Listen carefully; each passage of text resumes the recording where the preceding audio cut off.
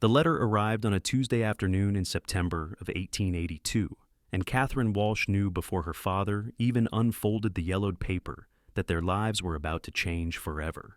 She watched from the doorway of their modest ranch house as his weathered hands trembled, his face draining of color, while he read words that seemed to steal the breath from his lungs. The land debt had come due, and they had nothing left to give except the one thing Katherine had always believed was hers alone: her freedom. Katie. Her father's voice cracked when he finally spoke, and she felt her heart begin to fracture in response. "Come sit with me, girl."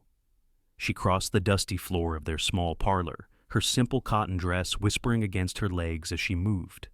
At 22 years old, Katherine had known hardship all her life. Her mother had died when she was barely 14, leaving her to care for her father and their struggling cattle ranch outside Superior, Arizona.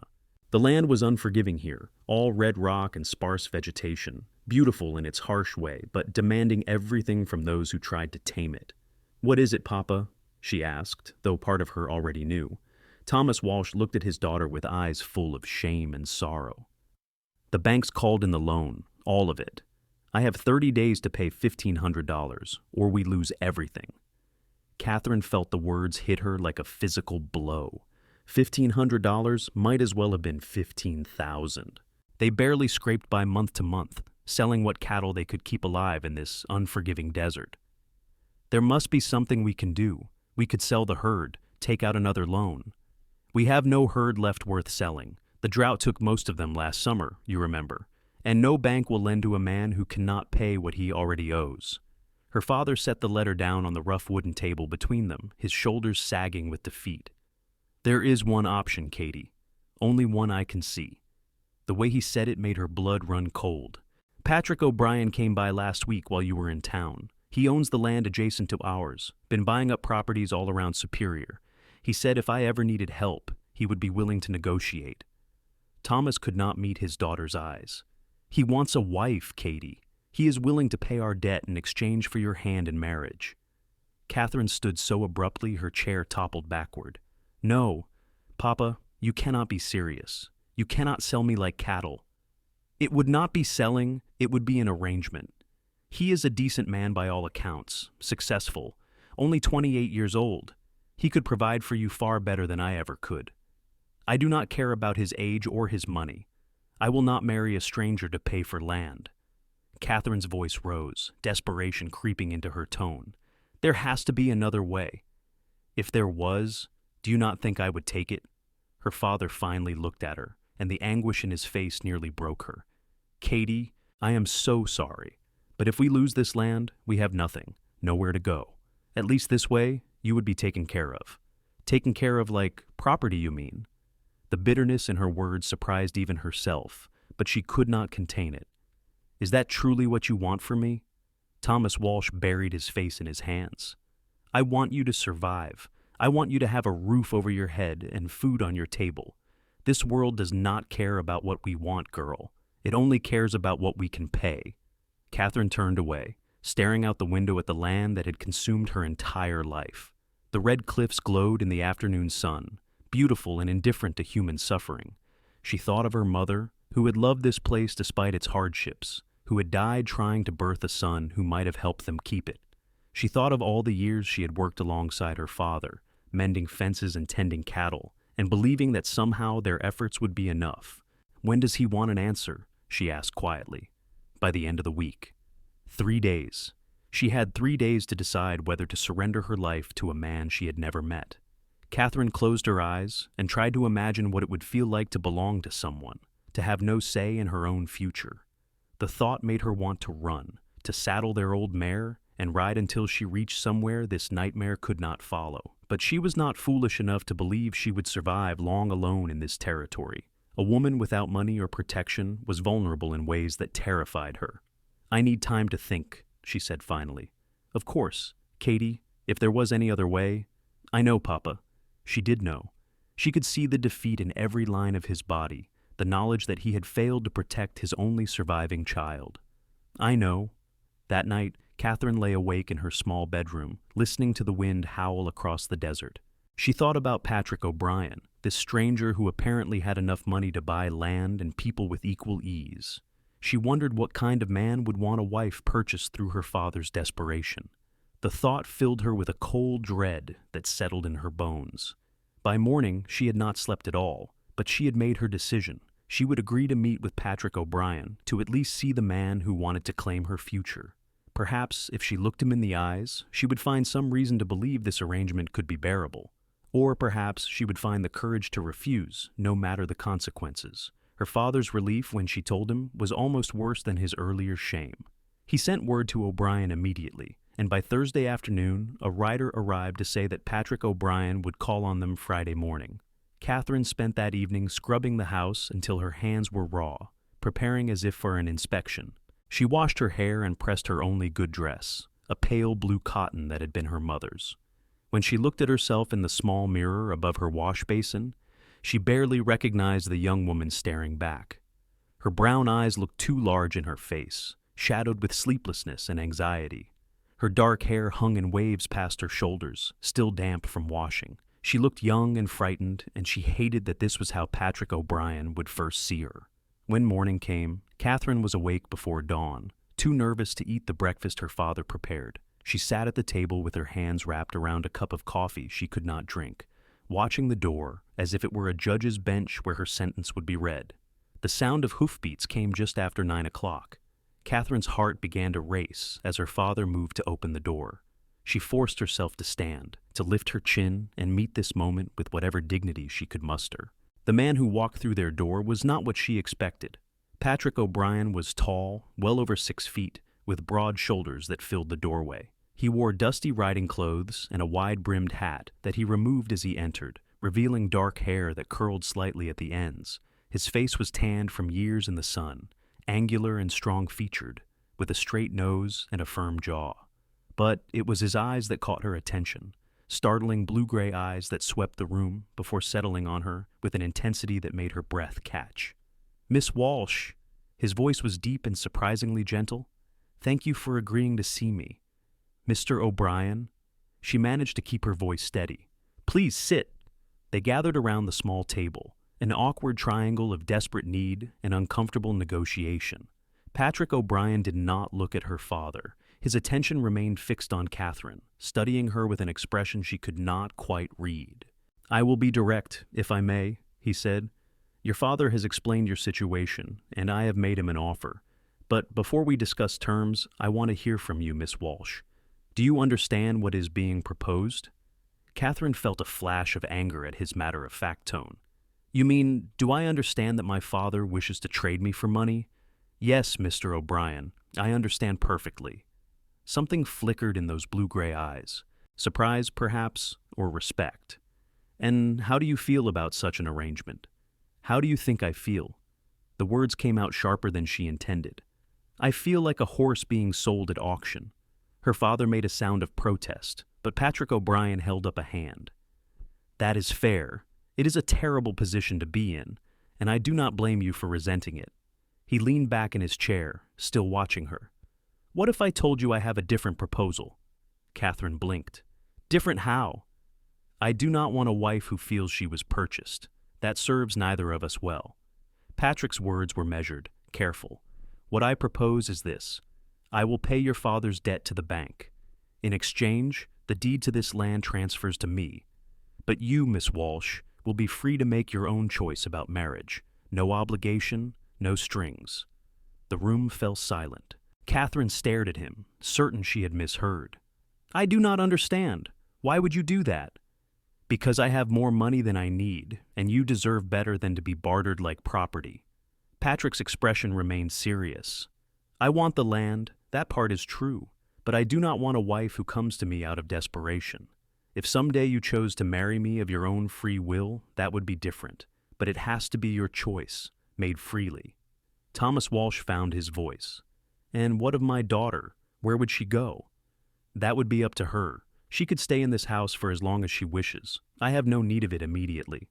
Or she could go to town, make a new life there. I would provide funds to help her get started, whatever she decides." Patrick finally glanced at Thomas. "Your daughter has worked this land for years, by all accounts. She deserves more than to be the price of your mistakes." Katherine felt tears prick her eyes and blinked them back furiously. This made no sense. Men did not simply give away money and expect nothing in return. There had to be a catch, some hidden condition that would spring shut like a trap once she agreed. "Why?" she asked again. "What is really in this for you?" Patrick was quiet for a long moment. 2 years ago, my sister found herself in a similar position. Our father died with debts, and a man offered to pay them in exchange for marrying her. She agreed because she thought she had no choice. He was cruel to her, Miss Walsh. He treated her like the property he believed he had bought. She died last year, trying to escape him. The pain in his voice was raw and real. "I could not save her, but perhaps I can save you from the same fate." The words hung in the air between them, heavy with grief and truth. Katherine looked at this stranger who had just offered her freedom for no reason other than the memory of a sister he had lost. She did not know what to say. "I need to think about this," she finally managed. "Of course. Take whatever time you need." Patrick stood, retrieving his hat. "But the bank's deadline is in 3 weeks. Whatever you decide, I will pay the debt before then. The land will become mine regardless. The only question is whether you will feel obligated to me or free to choose your own path." He moved toward the door, then paused and turned back. "For what it is worth, Miss Walsh, I think you are remarkably brave to face this situation with such honesty. Most people would have simply accepted their fate. You fight for yourself. That is a rare quality." Then he was gone, the door closing behind him with a soft click that felt impossibly final. Katherine sank back into her chair, her mind reeling. Her father sat across from her, looking equally stunned. "Katie, that was unexpected," she finished. "Papa, what do we do?" "I think we accept his offer. What other choice do we have?" Thomas reached across the table to take her hand. "He is giving you a way out, girl, a chance to be free. That is more than I could have hoped for." Katherine nodded slowly. Her father was right. Patrick O'Brien was offering her something precious, the ability to choose her own future. But as she sat in the small house that would soon belong to someone else, she could not shake the feeling that her life had just become infinitely more complicated. The next week passed in a blur of legal papers and uncomfortable meetings. Patrick O'Brien handled everything with quiet efficiency, meeting with the bank, drawing up the deed transfer, ensuring that every detail was in order. True to his word, he included a provision that Katherine could remain in the house for up to a year if she wished, rent-free. He also arranged for a sum of money to be held in her name at the bank, enough to support her for several months should she choose to leave. Katherine watched all of this with a mixture of gratitude and confusion. Patrick was unfailingly polite during their interactions, always proper, never presuming anything beyond what their business arrangement required. He did not mention marriage again, or pressure her in any way. If anything, he seemed to go out of his way to avoid being alone with her, as if to prove he had no ulterior motives.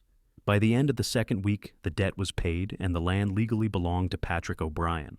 Thomas Walsh moved into a small room above the general store in Superior, having accepted a job keeping books for the owner.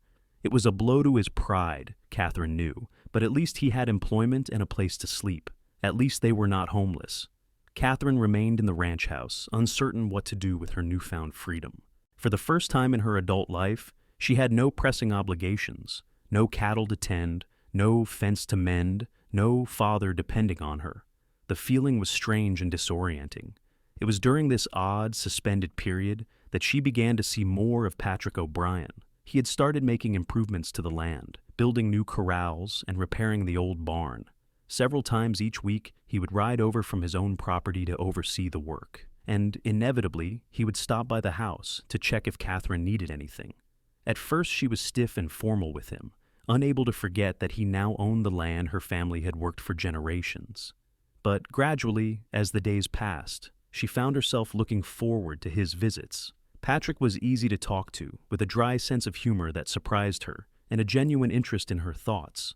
He asked about her mother, about growing up on the ranch, about her hopes for the future. And unlike most men she had known, he actually listened to her answers. "What did you do before you came to Arizona?" Katherine asked him one afternoon in early October. They were sitting on the porch of the ranch house, drinking cool water and watching the sun paint the cliffs gold and crimson. I was a drover, actually. Spent several years taking cattle up from Texas to the railheads in Kansas. Patrick stretched his long legs out in front of him. It was hard work, but I saved nearly every penny. When I had enough, I came here looking for land. Why Superior? The copper mines. They are growing fast, which means the town is growing too. Ranchers who can supply beef to the miners stand to make a good profit. He glanced at her. It is good business, but also, I like the look of this place. The desert has a beauty all its own. Katherine found herself smiling. Most people think I'm strange for saying that. They see only the harshness. They are not looking properly then. Patrick's eyes met hers, and something in his expression made her heart skip. Beauty often exists in places that demand our attention to see it. The moment stretched between them, charged with something Katherine was not quite ready to name. She looked away first, focusing on her hands wrapped around her glass. I have been thinking, she said carefully, about what I might do. With my freedom, I mean. And what have you decided? I am not sure yet. Part of me wants to leave, to go somewhere I have never been. But another part cannot imagine being anywhere but here. She risked a glance at him. Does that sound foolish? Not at all. This land is part of you. That does not disappear simply because the deed has a different name on it. Patrick was quiet for a moment. You could stay, you know. Help me build something here. I could use someone who knows the land, who understands this place. You mean work for you? Katherine tried to keep the disappointment from her voice. She was not sure what she had expected him to say, but somehow that was not it. No, I mean work with me, as a partner. Patrick set down his glass and turned to face her fully. Katherine, you have more knowledge about ranching than most men I have hired. You could make decisions, manage the operation. I would pay you a fair wage, and you would have real authority. Not as a servant or employee, but as someone with a genuine stake in the success of this place. The offer stunned her. Men did not make women partners in their business ventures. It simply was not done. Why would you do that? Because it makes sense. Because you care about this land and I need someone who does. Because you deserve the chance to build something for yourself. Patrick's voice was earnest, almost urgent. And because I would like you to stay, not out of obligation, but because you choose to. Katherine felt something shift in her chest, a warmth spreading through her that had nothing to do with the desert heat. She looked at this man who had given her freedom and was now offering her purpose, and she felt the first stirrings of something she had not expected to feel again. Hope. I need to think about it, she said, though she was fairly certain she already knew her answer. Take your time. Patrick smiled, and the expression transformed his serious face. But for what it is worth, I hope you say yes. That night, Katherine lay in bed and allowed herself to acknowledge the truth she had been avoiding. She was falling for Patrick O'Brien. It had happened gradually, almost without her noticing, built on conversations and small kindnesses, and the way he looked at her, as if she mattered. It terrified her, this growing attachment, because she had promised herself she would never be dependent on a man again. But what Patrick was offering was not dependence. It was partnership, built on respect and mutual interest. The next morning, Katherine rode into Superior to visit her father. She found him in the small office behind the general store, hunched over a ledger with ink-stained fingers. "Katie girl, what brings you into town?" Thomas stood to embrace her, and she was relieved to see he looked better than he had in weeks. The weight of debt had lifted from his shoulders, and though his pride was still wounded, he seemed more at peace. "I wanted to talk to you about Patrick O'Brien's offer, to work with him on the ranch." Her father's eyebrows rose. "Work with him, not for him. As a partner, he wants me to help manage the operation." Katherine sat down on a wooden crate, smoothing her skirts. "What do you think?" Thomas was quiet for a long moment. "I think it is a generous offer. Unusual, certainly. Most men would not consider a woman for such a role." He studied his daughter's face. "Do you want to do it?" "I think I do. But, Papa, I need to know you are truly all right with how things turned out. I need to know you do not resent me for staying on land that is no longer ours." "Resent you?" Thomas shook his head firmly. "Katie, you saved us both. If O'Brien had not made his offer, you would have been trapped in a loveless marriage. At least this way, you have choices. That is all I ever wanted for you." He reached out to squeeze her hand. "And if I am honest, I see the way you look when you talk about him. There is something there, is there not? Catherine felt heat rise in her cheeks. I barely know him, Papa. Perhaps, but you want to know him better. I can see it. Her father smiled gently. Take the job, Katie. Build something for yourself. And if along the way you find you care for the man, well, that would not be the worst thing that could happen. She left Superior with her father's blessing and a determination to seize the opportunity Patrick had offered. When she returned to the ranch, she found him in the barn, overseeing the construction of new stalls. I have made my decision, she called out, and Patrick turned, surprise and hope warring on his face. And? I accept your offer. I will stay and work with you as a partner. Catherine stepped closer, her heart pounding. On one condition. Name it. That you treat me as you would any business partner. No special considerations because I am a woman. If I make a mistake, tell me. If you disagree with a decision, say so. I want to earn my place here through my work, not your pity. Patrick's smile was slow and genuine. Agreed. Though I think you will find I have no pity for you, Katherine Walsh, only profound respect. They shook hands there in the dusty barn, sealing a partnership that felt like the beginning of something neither of them could quite name yet.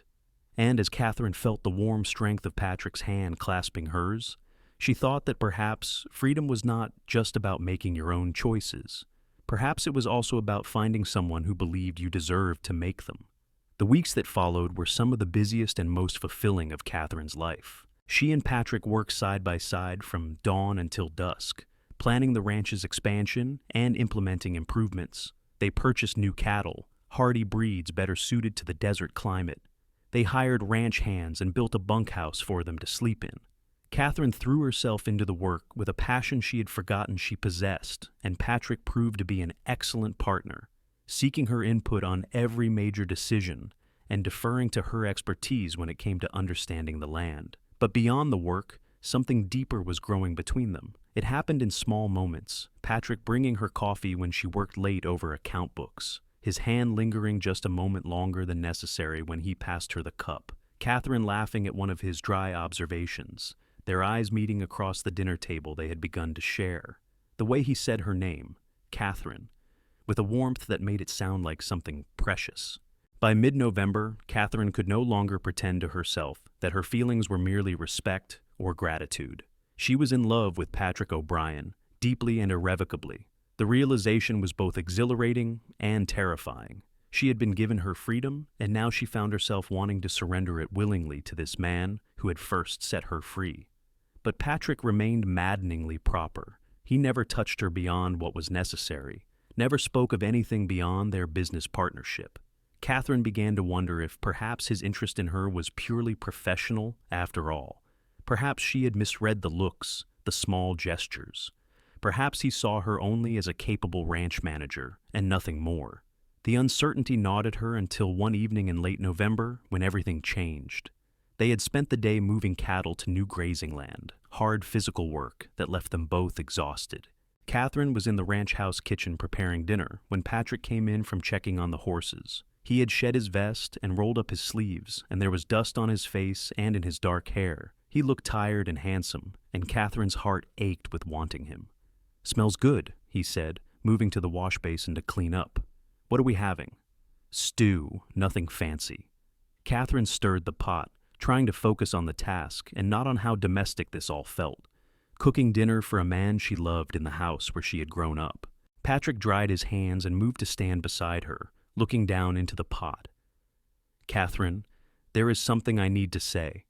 The serious tone of his voice made her stomach clench. "What is it?" "This arrangement we have, this partnership, it has been working well. Better than I could have hoped." Patrick's blue-gray eyes found hers. "But it is becoming increasingly difficult for me to maintain the boundaries I set when we began." Catherine's breath caught. "What do you mean?" "I mean that I am finding it very hard to think of you only as my business partner." Patrick's voice was low, intense. "I think about you constantly. I look for excuses to be near you. Every time you smile, every time you laugh, I feel like I can breathe properly for the first time all day." He reached up, his hand hovering near her face, as if he wanted to touch her, but was holding himself back. "I am falling in love with you. Catherine, I think I have been since the first moment you looked at me with such fire in your eyes and told me you were not a horse to be sold. Catherine felt tears spring to her eyes.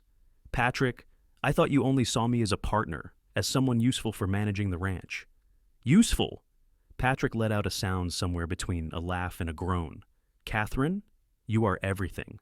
You are brilliant and brave and beautiful, and every day I wake up grateful that you chose to stay. But I promised you freedom. I promised I would never pressure you or make you feel obligated. So I kept my distance even though it was killing me. You foolish man. Catherine set down the spoon she was holding and turned to face him fully. I stayed because I wanted to be near you. I work beside you every day, and it is both wonderful and torture because all I can think about is what it would feel like if you touched me, if you kissed me. Patrick's eyes darkened. Catherine, I love you, she said, the words tumbling out in a rush. I fought it because I was afraid of losing my freedom, of becoming someone's possession. But you never made me feel that way. You made me feel valued, respected, seen.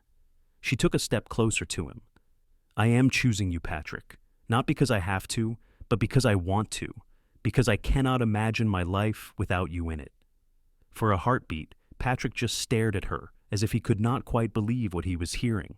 Then, with a sound that might have been her name, he closed the distance between them and kissed her.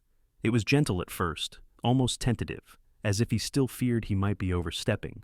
But when Catherine's arms came up to wrap around his neck, when she pressed closer and kissed him back with all the longing she had been suppressing for months, he deepened the kiss. His arms came around her waist, pulling her against him, and Catherine felt as if every nerve in her body had come alive at once. When they finally broke apart, both breathless, Patrick rested his forehead against hers. Marry me, he whispered, not because of any debt or obligation. Marry me because you want to build a life together, because you love me as much as I love you. Yes, Catherine said without hesitation. Yes, I will marry you. Patrick pulled back just enough to cup her face in his hands, his thumbs brushing away the tears streaming down her cheeks. I will spend every day of my life making sure you never regret that choice. I promise you, Catherine, you will always be my partner, my equal. Nothing about this changes that. I know, she said, smiling through her tears. That is why I am saying yes. They stood there in the kitchen, holding each other while the stew simmered on the stove, and the desert wind whispered outside the windows. Catherine felt as if her heart might burst with the fullness of it, with the joy of being loved and being free to love in return. This was nothing like she had imagined all those weeks ago when her father had first told her of the debt. She had thought she was losing everything, but instead she had gained more than she had ever dared to hope for. The wedding took place 3 weeks later, on a crisp December morning, when the desert air was cool and the sky was impossibly blue. They held the ceremony in the small church in Superior, with Catherine's father in attendance and several of their ranch hands who had become friends. Catherine wore a new dress of cream-colored silk, simple but beautiful, that Patrick had insisted on buying for her. He stood at the altar in a dark suit, looking more handsome than should be legal, and when she walked down the aisle toward him, the look in his eyes told her everything she needed to know about their future together. The minister kept the service short and sweet, speaking of love and partnership and the bonds that tie two hearts together. When it came time for the vows, Patrick's voice was steady and sure. I promise to honor you, to respect your choices, and to always see you as my equal, he said, sliding a simple gold band onto her finger. I promise to love you not because I possess you, but because you chose to be mine. Catherine's voice shook slightly with emotion as she made her own vows. I promise to stand beside you as your partner in all things, to build our life together with honesty and trust, and to love you freely, every day, for as long as we both shall live. When the minister pronounced them husband and wife, Patrick kissed her with a tenderness that made Catherine's knees weak. The small gathering applauded, and she heard her father's voice thick with happy tears. They held a modest celebration at the ranch afterward, with food and music and dancing under the wide Arizona sky. Catherine danced with her father first, who held her tight and told her how proud her mother would have been. Then Patrick swept her into his arms, and they moved together as if they had been doing this all their lives. Happy Mrs. O'Brien, Patrick murmured against her ear. Catherine laughed, the sound full of pure joy. Deliriously so, Mr. O'Brien. As the sun set behind the red cliffs and the stars began to emerge, Katherine looked around at the land she loved, at the people who had come to celebrate with them, and at the man who held her in his arms. She thought about the terrified young woman she had been just a few months ago, facing a future that felt like a prison, and she marveled at how completely everything had changed. That night, alone in the ranch house that was now truly their home, Patrick carried Katherine over the threshold despite her laughing protests. He set her down gently in the bedroom, his hands framing her face. As he looked at her with so much love, it took her breath away. "I want you to know something," he said quietly. "Everything I have, this land, this house, the ranch, I want it to be ours, truly ours. I am having new papers drawn up that put your name on the deed alongside mine. You will own this place equally." Katherine felt fresh tears threaten. "Patrick, you do not have to do that." "Yes, I do. You were right when you said you did not want to be property. I never want you to feel that anything about our marriage makes you less free." Patrick's voice was fierce with conviction. "You are my wife, my partner, my equal in all things. The law may say that what is mine is yours, but I want it in writing. I want there to be no doubt." "I love you," Katherine whispered, pulling him down for a kiss that quickly turned heated. "I love you so much." They made love slowly, tenderly, learning each other with careful hands and whispered words. Patrick was patient and gentle, mindful that this was Katherine's first time, and when he finally joined their bodies, she clung to him with a sense of completeness that went beyond the physical. This was what it meant to freely give yourself to another person, she realized. Not out of obligation or fear, but out of love and trust and the choice to share your life with someone who valued you. Afterward, they lay tangled together in the moonlight streaming through the window, Katherine's head resting on Patrick's chest, as his fingers traced lazy patterns on her bare shoulder. "Tell me about your sister," Katherine said softly. "If you want to."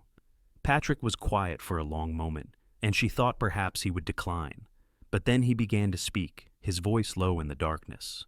"Her name was Molly. She was 3 years younger than me, and she was the kindest person I ever knew, always seeing the best in people, always trying to help."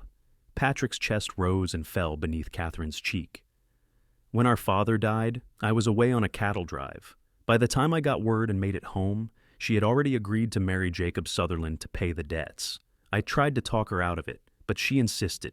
She said it was her duty to save our family home. What happened? Sutherland was not a good man. He drank heavily and he had a terrible temper. Molly wrote to me several times, but her letters were always carefully worded. I think she was afraid he might read them. It was not until I came back for a visit that I saw the bruises." Patrick's arm tightened around Katherine. "I wanted to kill him. I offered to take her away, to help her disappear somewhere he could not find her. But she was too afraid. She said if she left, he would come after both of us." "Oh, Patrick?" 6 months later, I got word that she had tried to run away on horseback. The horse spooked and threw her. She broke her neck in the fall. Patrick's voice cracked. "The official story was that it was an accident, but I always wondered if she was running from something. If he had hurt her so badly that she felt she had no choice but to try to escape, no matter the risk." Katherine lifted her head to look at him, seeing the old grief etched into his features. "I am so sorry. No one should have to endure that." "No, they should not. That is why when I heard about your situation, I could not let it happen again. I could not save Molly, but I could save you." Patrick cupped her face, his thumb brushing her cheekbone. "I told myself it was just about doing the right thing, about giving you the freedom my sister never had. But the truth is, I think I started falling in love with you that first day. When you stood up to me with such fire, refusing to accept your fate quietly. You were everything Molly had not been able to be, and I wanted so badly to protect that strength in you. You did more than protect it. You nurtured it. You gave me the space to become who I was meant to be." Katherine kissed him softly. "Your sister would be proud of you, Patrick, of what you did for me." "I hope so. I like to think that maybe this us is a way of honoring her memory, proving that not all marriages have to be about ownership and control, that two people can choose each other and build something beautiful together." They fell asleep wrapped in each other's arms, and Katherine dreamed of the future they would create together. The winter months passed in a haze of happiness. Katherine and Patrick worked side by side during the days, building their ranch into something truly impressive. They acquired more cattle, improved the water systems, and began supplying beef to the growing mining operations around Superior. Katherine proved to have a natural head for business, negotiating contracts and managing finances with a skill that impressed even Patrick. But it was in the quiet evenings that Katherine treasured most. They would sit by the fire after dinner, planning and dreaming about the future. Patrick wanted to expand their operation, perhaps purchase more land to the east. Katherine wanted to start a breeding program for horses, which could be lucrative given the constant demand in the territory. They talked about everything, from the mundane details of ranch management to their deepest hopes and fears. One evening in February, as they sat together on the porch watching the sunset paint the cliffs in shades of orange and gold, Katherine broached a subject that had been on her mind. "Patrick, have you thought about children?" He turned to look at her, surprise and warmth mingling in his expression. "Of course. Have you?" "I have. I think I would like to have a family with you. Not right away, perhaps, but someday." Katherine felt suddenly shy, which was ridiculous given they had been married for 3 months and shared a bed every night. "Do you want children?" "Very much. 2 or 3 at least. Maybe more if you're willing." Patrick pulled her close, pressing a kiss to her temple. "I want to fill this house with the sound of children's laughter. I want to teach our sons and daughters to ride and to respect this land. I want to build something that will last beyond us." "Sons and daughters," Katherine repeated, smiling. "Not just sons? I would be thrilled to have daughters, especially if they are anything like their mother, strong and smart and unafraid to speak their minds." Patrick's hand moved to rest on her stomach. "How soon were you thinking?" "I am not sure. Part of me wants to wait until the ranch is more established. But another part thinks there will never be a perfect time, and we should simply let it happen when it happens." Katherine covered his hand with hers. "What do you think?" "I think I'm happy either way. If you want to wait, we can be careful. If you want to try for a baby now, I am more than willing." Patrick's eyes held hers, serious and loving. "This is your choice, Katherine. Your body, your decision. I will support whatever you want." Katherine felt a wave of love so intense it nearly overwhelmed her. Even in this, Patrick refused to make the choice for her. He gave her the power to decide, to control this most intimate aspect of their life together. "Let us see what happens," she said finally. "No precautions, but no pressure either. If I become pregnant, wonderful. If not, we have time." As it turned out, nature had its own timeline. By early spring, Katherine began to suspect she was pregnant. Her monthly courses had stopped, and she felt a strange new tenderness in her body. She waited another few weeks to be certain before telling Patrick, wanting to be sure before she got his hopes up. On a warm April evening, with wildflowers blooming across the desert and the air sweet with the scent of sage, Katherine took Patrick's hand and led him out to the porch where they had shared so many important conversations. "I have something to tell you," she said, trying to keep her voice steady despite the butterflies in her stomach. Patrick's eyes searched her face, and she saw the moment understanding dawned. "Katherine, are you—" "I am pregnant. We are going to have a baby." The words came out in a rush, and suddenly she was laughing and crying at the same time. "Patrick, we are going to be parents." He swept her up in his arms, spinning her around despite her laughing protests that he should be careful. When he set her down, there were tears on his own cheeks. "A baby. We are having a baby." Patrick kissed her with such joy and tenderness that Katherine felt her heart might burst. "When?" "I think sometime in October, based on when my courses stopped. So we have about 6 months to prepare." Katherine took his hand and placed it on her still flat stomach. "Are you happy?" "Happy does not begin to cover it. I am ecstatic, terrified, overwhelmed, all of it at once." Patrick knelt down so he was level with her stomach, his expression awed. "Hello in there, little one. I am your father, and I already love you more than I thought possible." Katherine ran her fingers through his hair, love and contentment washing over her. This was everything she had never dared to dream of. A man who loved her, a partnership built on respect, and now a child they had created together. She thought about the frightened young woman she had been less than a year ago, convinced she was going to be sold like property. If someone had told her then how dramatically her life would change, she never would have believed it. The pregnancy progressed smoothly, though the summer heat was intense and Katherine often felt uncomfortable. Patrick hovered anxiously, insisting she not work too hard, though Katherine continued to manage the ranch business from the house. They hired additional help to cover the physical labor she could no longer do, and Patrick made sure she had everything she needed. In September, as her belly swelled large with their child, they made the journey into Superior to visit Katherine's father. Thomas Walsh was overjoyed at the news of his impending grandparenthood, and he fussed over Katherine almost as much as Patrick did. "You look beautiful, Katie," her father said, his eyes bright with unshed tears. "Just like your mother did when she was carrying you. She would be so happy to see you like this, with a man who loves you and a child on the way." "I wish she were here to meet the baby," Katherine said softly. "She will be here in spirit, and I will be here in person, as often as you will have me." Thomas squeezed her hand. "You have built a good life, Katie girl, better than I ever could have given you. I am so proud of you." The baby came in mid-October, on a night when the desert was cool and the stars were brilliant in the clear sky. Katherine's labor started just after sunset, and Patrick rode immediately into town to fetch the doctor and the midwife. By the time they arrived, Katherine was well into her labor, gripping the headboard of their bed and breathing through the contractions that rolled through her body in waves. "You are doing wonderfully," the midwife, a sturdy woman named Mrs. Chen, assured her. "First babies often take their time, but you are progressing well." Patrick stayed by Katherine's side throughout the long night, holding her hand and murmuring encouragement, even as she cursed him for getting her into this situation. He never flinched, never left, just kept telling her how brave she was and how much he loved her. When dawn broke over the red cliffs, painting the sky in shades of pink and gold, Katherine gave one final push and heard the most beautiful sound in the world, her baby's first cry. "It is a boy," Mrs. Chen announced, holding up the squalling infant for Katherine to see. "A healthy, strong boy." "A son," Patrick breathed, his voice thick with emotion. "Katherine, we have a son." The midwife cleaned the baby quickly and then placed him in Katherine's arms. She looked down at the tiny red-faced creature who was making his displeasure known with impressive volume, and felt something fundamental shift in her heart.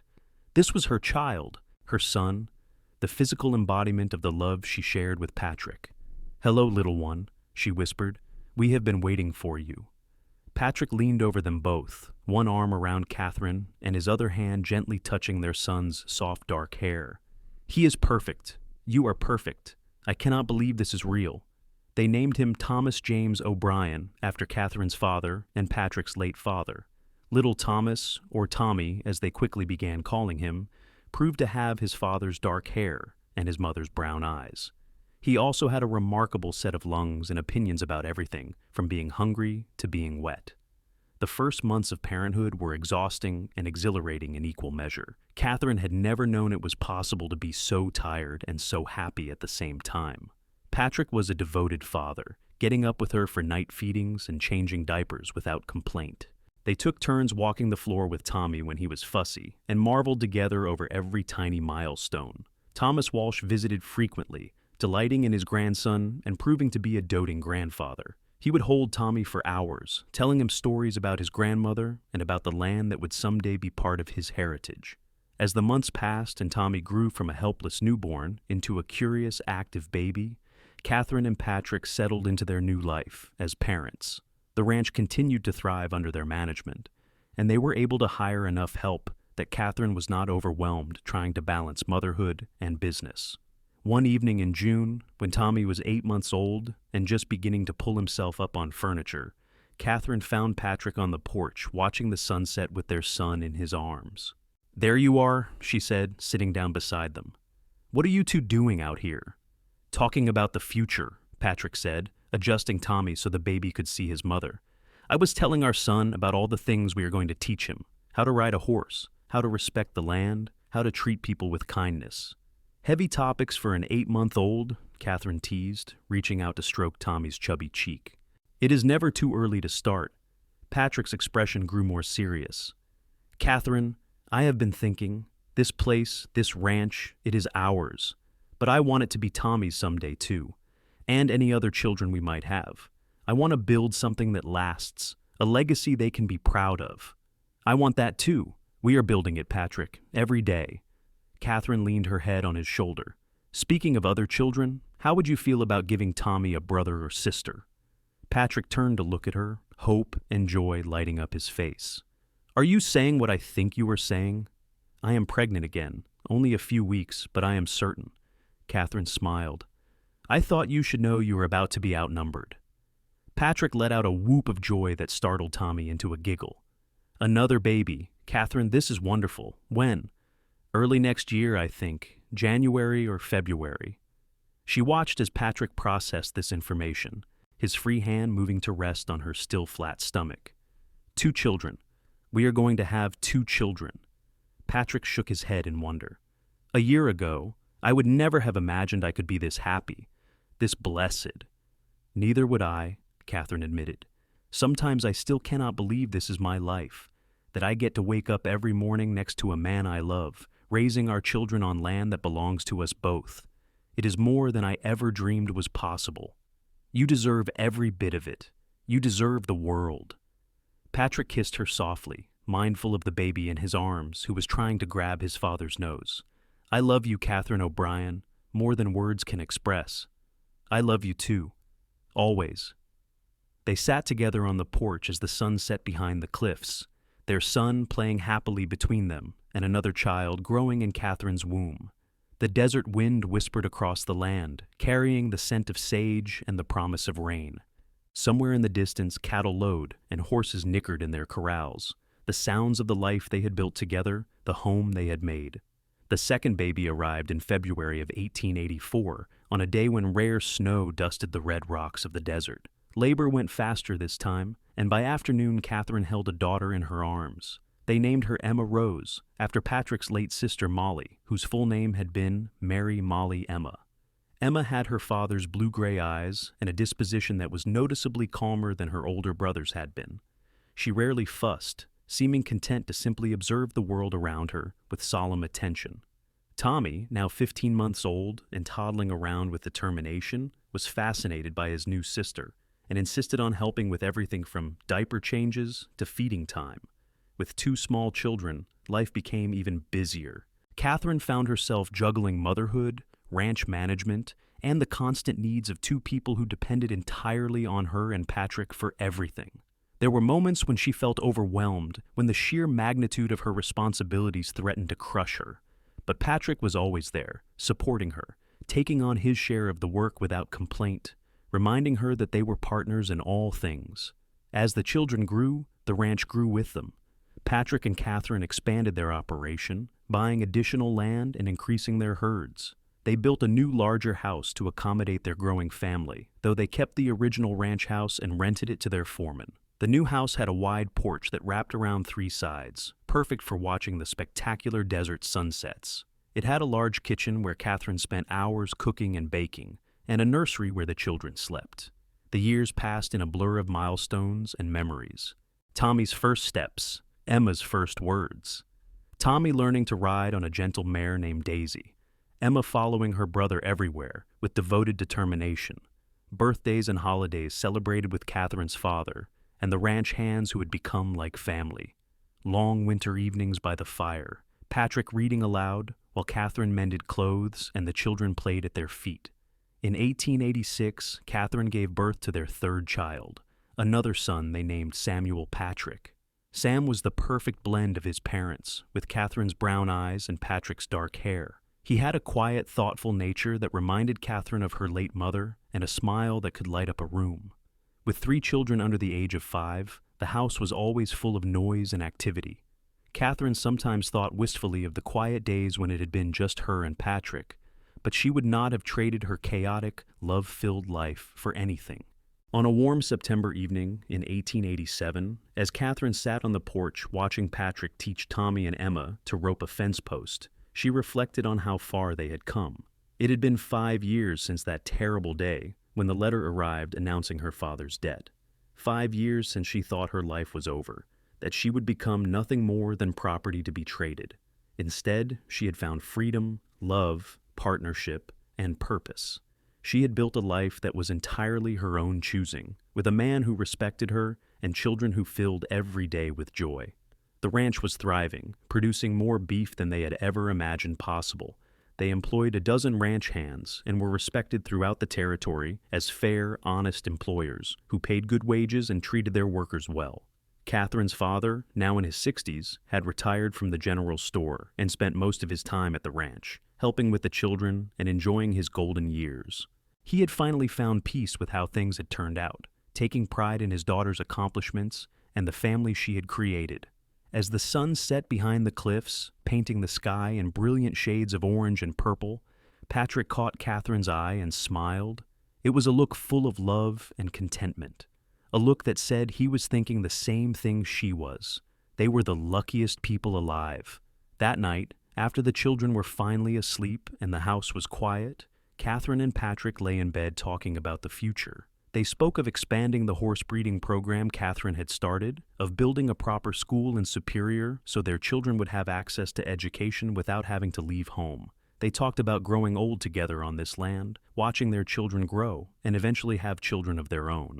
"Do you ever regret it?" Patrick asked suddenly. "Agreeing to my proposal, staying here with me?" Katherine turned to look at him in surprise. "Regret it? Patrick, these have been the happiest years of my life. How could I possibly regret that? I just want to make sure you know you are free, that you have always been free." Patrick's hand found hers in the darkness. "I meant what I said that first day. This is your choice, every day. If you ever wanted to leave, to do something different, I would support that. I know, and that is exactly why I stay. Because you give me the freedom to choose, and I choose you. Every single day, I choose you." Katherine squeezed his hand. "You set me free, Patrick. But the greatest gift was not just the freedom itself. It was showing me that I could be free and loved at the same time, that I did not have to sacrifice one for the other." Patrick pulled her close, and Katherine felt his heart beating steadily beneath her cheek. "You gave me freedom too, you know. Freedom from the guilt of not saving my sister. Freedom from loneliness. You showed me what a real partnership could look like, what love could be when two people choose each other as equals." They fell asleep wrapped in each other's arms, secure in the knowledge that they had built something rare and precious. A love based on choice, not obligation. A partnership built on respect, not ownership. A life they had created together, on their own terms. The years continued to pass, bringing more joy and occasional challenges. There were droughts that tested their ranching skills, market downturns that required creative financial management, illnesses that had Katherine and Patrick up nights nursing sick children. But through it all, they faced everything together, their partnership stronger than ever. Tommy grew into a serious, responsible young man who loved the ranch and was clearly being groomed to eventually take it over. Emma proved to have her mother's head for business and her father's way with horses, a combination that made her invaluable as she grew older. Sam was the scholar of the family, always reading and asking questions, with dreams of perhaps becoming a lawyer or doctor someday. In 1893, when Tommy was 11, Emma 9, and Sam 7, Katherine discovered she was pregnant again. It was unexpected as she had assumed her childbearing years were behind her, but she and Patrick welcomed the news with joy. Their fourth child, a daughter they named Clara May, was born in early 1894. She had Katherine's dark hair and Patrick's blue-gray eyes, and a sweet, gentle nature that reminded everyone of Patrick's late sister. With Clara's arrival, their family felt complete. 4 healthy, happy children, a successful ranch, and a love that had only deepened with time. Katherine was 34 years old and felt more content than she had ever thought possible. One afternoon in the summer of 1895, Katherine stood on the porch of their house, watching the activities spread out before her. Patrick was in the corral with Tommy, working with a new horse. Emma was helping one of the ranch hands move cattle to fresh pasture. Sam sat in the shade with a book, occasionally looking up to watch his siblings work. Clara toddled around the yard, chasing chickens and laughing with pure delight. Katherine's father sat in a rocking chair nearby, his hair now completely white, but his eyes still sharp. "Quite a sight, is it not?" he said quietly. "It really is." Katherine sat down in the chair next to him. "Papa, do you remember that day when the letter came, when you told me about the debt?"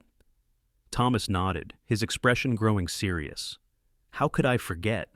It was the worst day of my life, having to tell you that. I thought my life was over.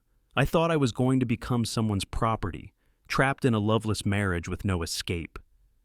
Katherine watched Patrick laugh at something Tommy said, his face bright with happiness. I never could have imagined it would turn out like this. Patrick O'Brien turned out to be a better man than either of us could have hoped for. He did not just buy the land and set you free. He gave you a chance to find real happiness. Thomas reached over to pat his daughter's hand. Your mother would be so proud of you, Katie, of the woman you have become, the life you have built. I hope so. I think of her often, especially when I am with the children. I try to be the kind of mother she was to me. Katherine felt the familiar ache of missing her mother, but it was gentler now, softened by time and the fullness of her own life. You are, trust me, you are. Thomas smiled. And I am grateful every day that Patrick came into our lives. He saved us both, in his way. Gave us both a second chance. That evening, after the children were in bed and Katherine and Patrick had their usual quiet time together, Katherine told him about her conversation with her father. He is right, you know, Patrick said, his arm around her shoulders as they sat on the porch swing. Coming here, meeting you, it gave me a second chance too. A chance to do something good, to honor my sister's memory. A chance to find love again after I thought I never would. Do you think she would approve, your sister I mean, of how things turned out? Katherine had thought about Molly often over the years, this woman she had never met, but who had shaped their lives so profoundly. I think she would be thrilled. Molly always wanted me to be happy, to find someone who would be a true partner. She would have loved you. Patrick kissed Katherine's temple. Sometimes I feel like she is watching over us, making sure we do not take our happiness for granted. We do not. At least, I hope we do not. Katherine turned in his arms to look up at him. Patrick, thank you for everything, for giving me my freedom, for loving me, for building this life with me. Thank you for showing me that marriage could be a partnership, not a prison. Katherine, I should be thanking you. You took a chance on me. You stayed when you could have left. You chose to build a life with me, even though I gave you every opportunity to walk away. Patrick's eyes were serious in the gathering darkness. You made me believe in love again. You gave me a family, a home, a reason to wake up every morning grateful for another day. That is the greatest gift anyone could give. They sat in comfortable silence as the stars began to appear in the darkening sky. The desert night was cool and peaceful, filled with the sounds of crickets and the occasional lowing of cattle in the distance. Inside the house, their children slept safely, secure in the love and stability their parents had created for them. As the years rolled on, the O'Brien family continued to thrive. The ranch became one of the most successful operations in the territory, known for quality cattle and well-trained horses. Tommy eventually took over much of the day-to-day management, working alongside his father with the same dedication Katherine had shown years before.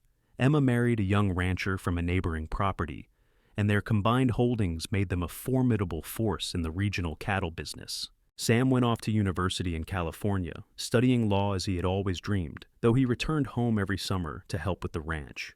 Clara grew into a beautiful, kind young woman who loved teaching and eventually started a small school in Superior for the children of ranch families and miners. Katherine's father passed peacefully in his sleep in 1902 at the age of 78. He had lived to see his grandchildren grown and successful, his daughter happily married, and the land he had nearly lost transformed into a thriving enterprise. His funeral was well attended, a testament to the respect he had earned in his later years and the love the community felt for the Walsh O'Brien family. As Katherine and Patrick entered their middle years, they began to slow down, leaving more of the ranch work to Tommy and the capable hands they employed. They traveled some, visiting Emma and her family, spending time in California with Sam, accompanying Clara to educational conferences where she spoke about innovative teaching methods. But they always came home to the ranch, to the land that had brought them together, and the house full of memories they had created. They spent their evenings on the porch, talking and laughing and remembering, their love as strong as ever after more than 2 decades together. On their 25th wedding anniversary in December of 1907, Tommy and Emma organized a surprise celebration at the ranch. Friends and family came from all over the territory to honor the couple who had become legendary in their community, not just for their success in ranching, but for the obvious love and respect they shared. As Catherine stood beside Patrick, accepting congratulations and watching their children and grandchildren play together, she felt overwhelmed with gratitude. This was her life, the life that had seemed impossible that terrible day when her father told her about the debt. She had gone from thinking she would be sold like property to building a partnership that had become the foundation for everything good in her existence. "What are you thinking?" Patrick murmured in her ear during a quiet moment. "I am thinking about how grateful I am, how lucky we are." Catherine turned to look at him, noting the gray in his hair and the lines around his eyes that came from years of squinting into the sun. He was 53 years old now, and she was 47, but when she looked at him, she still saw the young man who had walked into her father's house and offered her freedom. "I am thinking that I would choose you all over again, every single time. And I would buy that land again, knowing it would lead me to you." Patrick pulled her close, his arms strong and sure around her. "You are the best investment I ever made, Catherine O'Brien. The very best." As the celebration continued around them, as their children laughed and their grandchildren played, Catherine and Patrick held each other and remembered. They remembered the fear and uncertainty of those early days. They remembered the slow building of trust and the joy of falling in love. They remembered every challenge they had faced and overcome together, every triumph they had celebrated, every quiet evening spent planning their future. And they looked forward to whatever years remained, knowing that as long as they had each other, they could face anything. Patrick had bought the land and set Catherine free, but what he had really given her was the chance to choose her own destiny. And she had chosen him, chosen love, chosen to build something beautiful out of what had seemed like disaster. In the end, that was the greatest freedom of all, the freedom to choose love, to choose partnership, to choose a life built on respect and equality, and the profound joy of sharing your days with someone who sees you as an equal. Catherine had gone from being a woman who thought she would be sold like property to being a woman who owned her own life completely, and she had Patrick to thank for showing her that true love does not own or possess. True love sets you free. As the sun set over the Arizona desert, painting the cliffs in shades of gold and crimson, Catherine leaned into Patrick's embrace and felt completely at peace. This was her life, the life she had chosen, the life she had built with the man who had given her the greatest gift of all, her freedom. And with that freedom, she had chosen to give him her heart, freely and completely, for now and for always. The celebration lasted well into the evening, with music and dancing and stories told about the early days of the ranch. Grandchildren ran around in the gathering darkness, their laughter echoing off the red rocks. Emma's husband played guitar while Tommy sang, his voice surprisingly good. Sam, home from California for the occasion, told funny stories about his parents that made everyone laugh. Clara organized the younger children into a choir to sing a song she had taught them specially for the anniversary.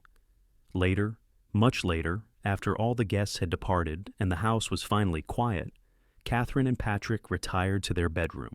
They were tired but happy, their hearts full from the love of family and friends. 25 years, Catherine said, settling into Patrick's arms in their bed. "It seems impossible that so much time has passed. And yet, not enough time. I want at least 25 more years with you. 50 more, if I can manage it." Patrick's voice was soft in the darkness. "You are still the most beautiful woman I have ever seen. Still the smartest, bravest, most remarkable person I know. You are biased, absolutely, but also correct." Patrick kissed her forehead, then her nose, then her lips. "I love you, Catherine, today, tomorrow, and for whatever time we have left. I love you. I love you too," Catherine whispered back, "always and forever." They fell asleep wrapped in each other's arms, as they had done for 25 years and would continue to do for many more. Outside their window, the desert wind whispered across the land they had built together, carrying the scent of sage and the promise of tomorrow. The ranch stretched out under the starlit sky, a testament to what two people could create when they chose each other freely, loved each other completely, and built their lives on a foundation of mutual respect and unwavering partnership. The years that followed were good ones. Patrick and Catherine watched their children build their own lives while remaining closely connected to the family ranch. They welcomed more grandchildren into the world, each one a new miracle that filled their hearts with joy. They grew old together gracefully, their love deepening with each passing season, They would sit on the porch in their later years, hands clasped, watching the sun set just as they had done countless times before. And Katherine would think about that frightened young woman who had once believed she was going to be sold to pay a debt. She would think about how one man's kindness had changed everything, had given her the freedom to choose her own path. And then she would look at Patrick, at the man who had loved her enough to set her free, and she would know that freedom was only the beginning. Love was the destination, the journey, and the reward all in one. Their story became legend in Superior and the surrounding territory. People spoke of Patrick O'Brien, the cowboy who bought the land and set the girl free. They spoke of Katherine O'Brien, who had turned near tragedy into triumph and built an empire alongside her husband. But most of all, they spoke of a love story that proved true partnership was possible, that respect and equality could form the foundation of a marriage that lasted a lifetime. Patrick and Katherine O'Brien lived well into their 80s, spending their final years surrounded by children, grandchildren, and even great-grandchildren. They passed within months of each other, as if neither could bear to be without the other for long. They were buried side by side on a hill overlooking the ranch they had built together, with a simple headstone that read, "Together in life, together in death, forever partners." The ranch continued for generations after them, passed down through their children, and managed according to the principles Katherine and Patrick had established. Treat people fairly, respect the land, work hard, and never forget that true success is measured not in wealth, but in the quality of the relationships you build.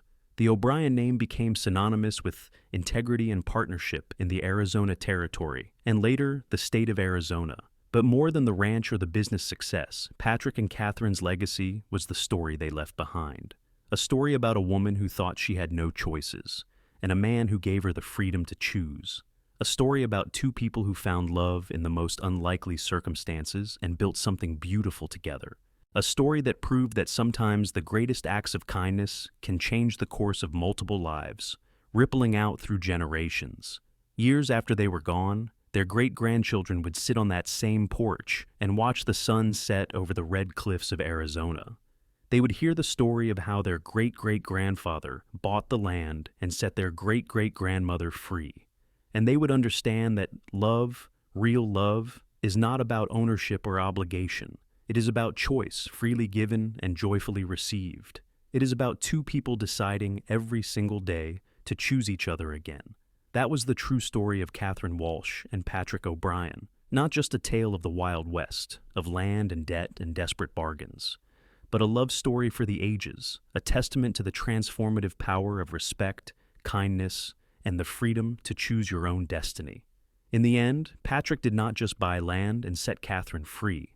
He showed her that she had always been free. She had just needed someone to believe in her enough to help her see it herself. And in return, Katherine showed Patrick that a man could honor his sister's memory not through guilt or regret, but by creating the kind of love story she never got to have.